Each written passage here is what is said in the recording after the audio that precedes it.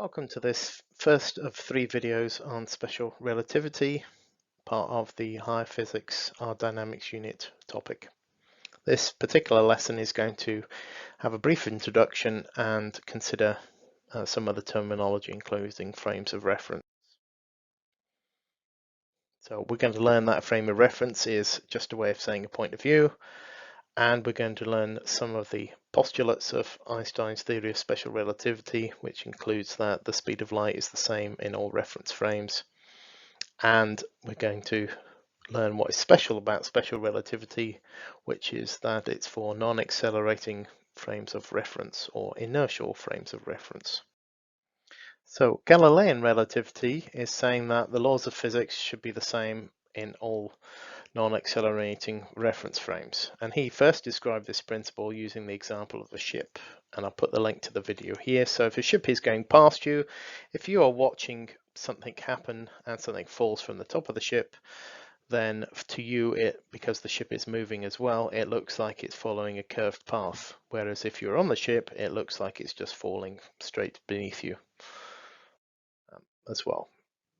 Isaac Newton also talked about relativity. He believed that space and time were separate things and that time should be absolute in the universe wherever it is measured.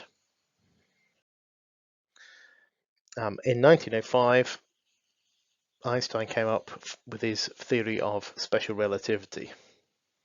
It's special because it only considers the special case of inertial reference frames, ones that are not accelerating or moving at a constant speed. Anything that is accelerating comes under general relativity, which is not part of the higher course, but is covered in the advanced higher physics course.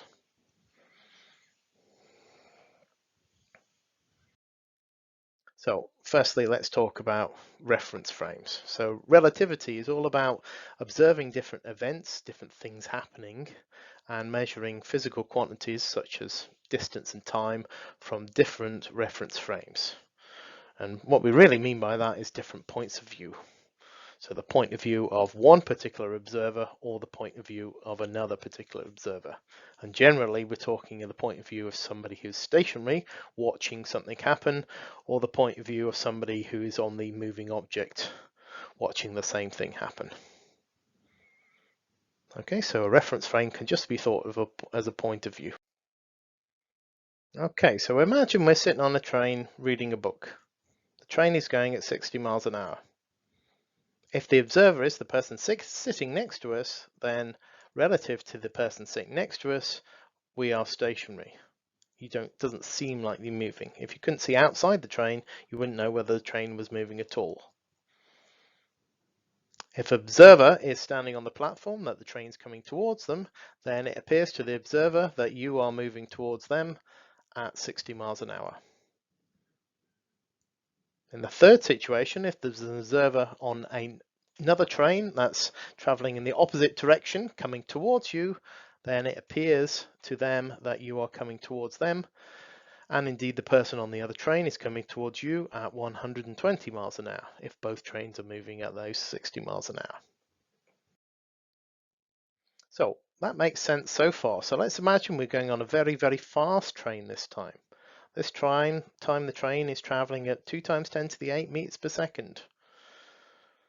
So again, the observer sitting next to us looks at us. They can't tell whether we're moving at all. We're stationary relative from there to them for their particular point of view. Somebody standing on the platform, you're now traveling towards them at 200 million meters per second. And in the third situation, somebody else sitting on the train and it's traveling also at 2 times 10 to the 8, they would be thinking that you should be traveling to them at 4 times 10 to the 8. But the problem here is that nothing can travel faster than the speed of light. And so it isn't true that the observation is that you're traveling towards them at 4 times 10 to the 8 meters per second. Okay, so nothing can travel faster than the speed of light. And if you can't travel faster than the speed of light, then something strange must happen to distance or time, or indeed distance and time. And this is exactly what Einstein suggests for special relativity. So Einstein's postulates, a bit like beliefs. So laws of physics are the same, the speed of light the same, and that means that you can never catch up with the beam of light since it's always traveling at the speed of light relative to you. So he did a lot of thought experiments. He called them Gedanken, and imagined if you were on a bicycle or traveling in a car and you turn on your headlights, what do you see? So do you see the light moving away from you? But because it's so quickly, you can't actually see that part. So he was imagining, well, what if the car was getting faster or the bike got faster? Would you catch up with it? And that led him to believe that you can't catch up with it. Okay, so we've got another video here that you should watch from Bang Goes the Theory that talks about this. And so the consequences of the speed of light being the fastest that you can go is that moving clocks will run slowly and moving objects will get shorter. And that's called time dilation or length contraction. Firstly, we've got some examples of looking at things from different reference frames. And these are looking at things that are moving at normal motion here. Okay, to give you the idea of working out what the relative motion is to particular objects. So this applies unless you get to those particular points of view where you're moving so quickly that the total motion, like an example on a train when they were moving together at 2 times 10 to the 8, if the total speed should be more than the speed of light, then we're getting this time dilation and length contraction. So here's our example of a river. Our river is flowing at a constant speed of 0.5 meters per second south, and there's a canoeist on the river.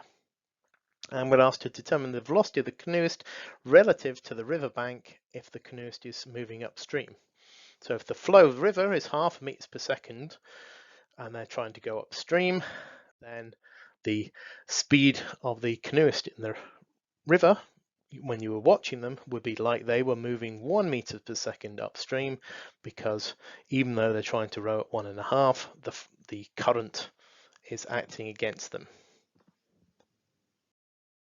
Okay, if we look at the same, if they turn around and they go with the water, then instead of just going at 1.5 meters per second, they are now able to move at 2 meters per second. Okay, and we've got the direction there because they're now moving downstream. Okay, we see this when we're in an airport. We've got those moving walkways. They have a particular speed. This one here, somebody's traveling east on this moving walkway.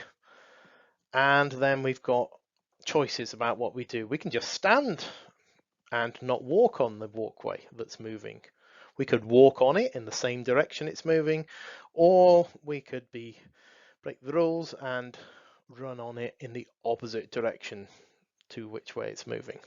And so we've got 3 questions there that asked us about what is the velocity relative to somebody else standing looking at them from a different reference frame, from a different point of view.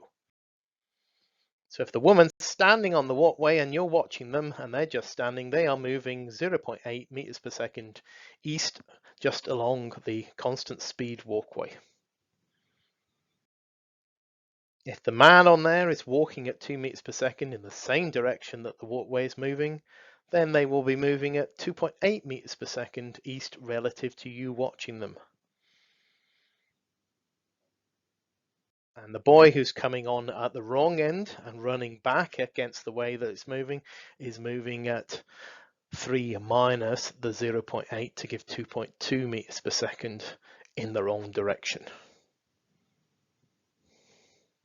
Okay, so there's three main points that we looked at in this video. That a reference frame is a point of view. We've looked at the postulates of Einstein, that the speed of light is the same in all reference frames, and that special relativity is for inertial or non-accelerating frames of reference. And we've also considered the relative motion of 2 people or 2 objects when moving at small, low speeds, where we don't have to take into account the effects of relativity.